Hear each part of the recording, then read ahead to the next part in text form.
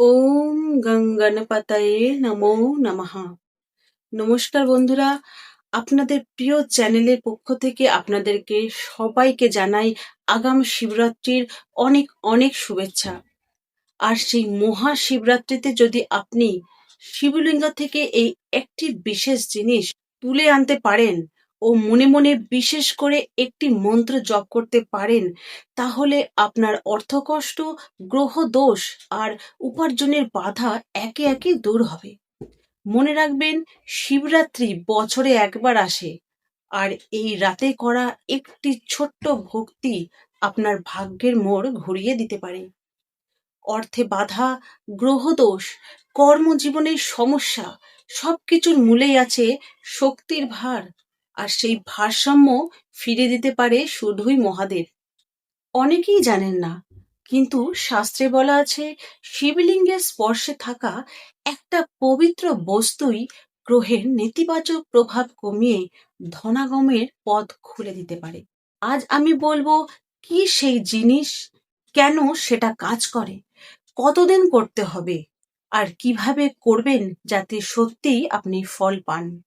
বন্ধুরা, মহাশিবরাত্রি হলো সেই পবিত্র রাত্রি যখন ভগবান শিবের তপস্যা সর্বোচ্চ শক্তির উচ্চ স্তরে থাকে। আর এই দিনকে বলা হয় তন্ত্র ও শক্তির মিলনের রাত। চন্দ্রদেব শিবের জটায় অবস্থান করেন এই সময়। শনি, রাহু, কেতু সব গ্রহদোষ কমাতে শিব উপাসনা সবচেয়ে বেশি কার্যকর। এই রাতে করা প্রার্থনা বহু গুণ ফল দেয়। শাস্ত্রমতে শিব হলেন গ্রহেশ্বর, অর্থাৎ গ্রহদের অধিপতি।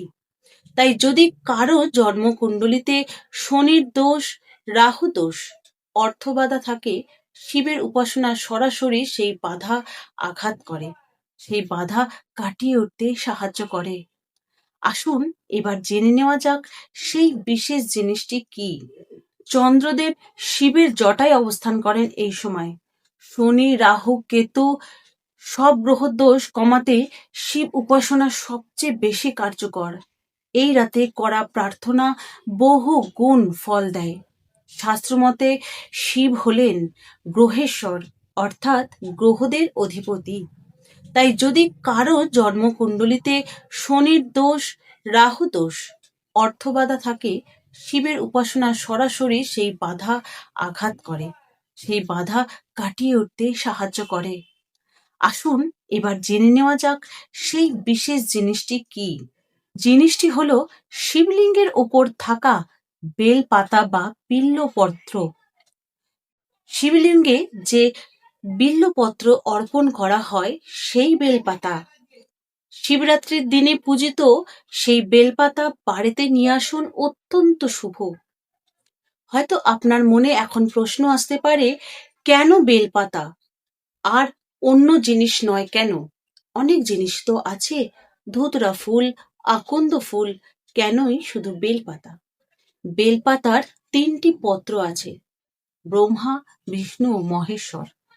আবার 3টি পত্রই হলো ইচ্ছা শক্তি, জ্ঞান শক্তি ও ক্রিয়া শক্তি।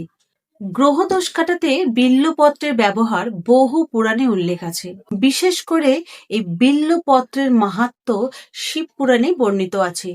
শিবরাত্রির রাতে শিবলিঙ্গে অর্পিত বেলপাতা শক্তিতে ফুললি চার্জ থাকে। এটি বাড়িতে এনে মানিব্যাগে বা আলমারিতে লকারে রেখে দিন, অর্থ আগমন হবে। শিব পুরাণে উল্লেখ আছে যে শিবলিঙ্গে জল, মধু ও দুধ অর্পণের সময় যে শক্তি তৈরি হয় তা বিল্বপত্র ধারণ করে। যাদের শনি 7.5 চলছে, রাহু দশা চলছে, চাকরিতে বাধা আছে, ব্যবসায় লোকসান আছে, তাদের জন্য এই প্রক্রিয়া গ্রহের নেতিবাচক কম্পনকে কমায়। কারণ শিব হলেন মহাকাল, সময়ের অধিপতি। গ্রহ মানে হলো সময়ের গতি।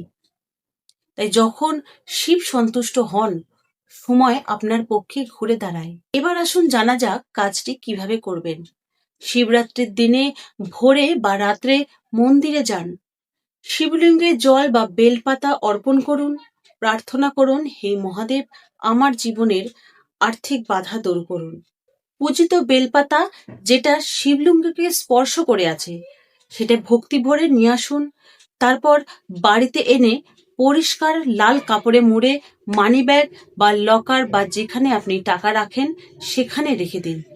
21 দিন ধরে প্রত্যেক দিন সকালে সেটিকে প্রণাম করুন এবং প্রতি সোমবার শিবের নাম জপ করুন। 1 বছর পর্যন্ত কিন্তু এই পাতাটি রাখতে পারেন। শুকিয়ে গেলে কি করবেন? নদীতে বা গাছের তলায় সেটাকে দিয়ে দেবেন। এবার বলি কেন 21 দিনই রাখতে হবে? 21 দিন মিনিমাম রাখতে হবে, কারণ 21 দিন মানে হলো একটা পূর্ণ শক্তি চক্র সম্পন্ন হয়।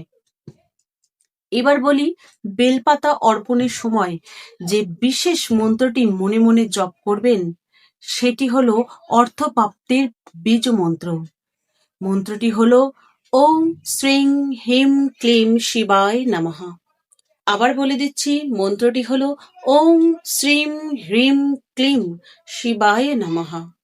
মন্ত্রটি কম করে হলেও 108 বার সেখানে জপ করবেন, অর্থাৎ শিবলিঙ্গের সামনে বা ওই মন্দিরে 108 বার মন্ত্রটি জপ করবেন শিবরাত্রির দিনে।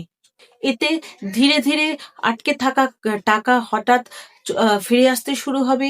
চাকরি ইন্টারভিউ আপনার ক্লিয়ার হবে। নতুন ব্যবসায় নতুনভাবে অর্ডার আসবে। তার জন্য কিন্তু বিশ্বাস, নিয়ম ও মন শুদ্ধ থাকতে হবে। আটকে থাকা টাকা, বহুদিনের পাওনা টাকা ফেরত আসার সম্ভাবনা তৈরি হবে। ঋণ মুক্তি, ধার ধীরে ধীরে শোধ করার শক্তি এবং সুযোগ তৈরি হবে। সঞ্চয় সমৃদ্ধি হবে। অকারণ খরচ কমে গিয়ে টাকা জমতে শুরু করবে। পারিবারিক আর্থিক স্থিতি এবং সংসারে অর্থনৈতিক অশান্তি কমে গিয়ে একটা স্থিরতা আসবে। হঠাৎ লাভ, অর্থাৎ হঠাৎ অর্থপ্রাপ্তি, অপ্রত্যাশিতভাবে অর্থপ্রাপ্তি কিন্তু আপনার উপহার হিসেবে আপনি পাবেন। বিদেশের কাজের সুযোগ তৈরি হতে পারে, বিদেশের চাকরি বা প্রজেক্টের সম্ভাবনা তৈরি হতে পারে। শেয়ার মার্কেটের ভুল সিদ্ধান্ত কমে গিয়ে ধৈর্য ও সঠিক সময় বিনিয়োগের বৃদ্ধি বাড়বে। মিউচুয়াল ফান্ড, ইনভেস্টমেন্ট, দীর্ঘমেয়াদী বিনিয়োগে একটা স্থিতিশীলতার রিটার্ন আপনি পেতে পারেন এই সময়ে। জমি বাড়ি ক্রয় বিক্রয় সংক্রান্ত সম্পত্তির বাধা এবার দূর হবে, এগুলি বিক্রি হবে এবং হঠাৎভাবে আপনার অর্থপ্রাপ্তি হতে পারে। তো বন্ধুরা, ভিডিওটি যদি ভালো লাগে অবশ্যই ভিডিওটিকে একটি লাইক দিয়ে চ্যানেলটিকে সাবস্ক্রাইব করবেন এবং কমেন্টে অবশ্যই লিখে যাবেন হর হর মহাদেব, ওম নমঃ শিবায়।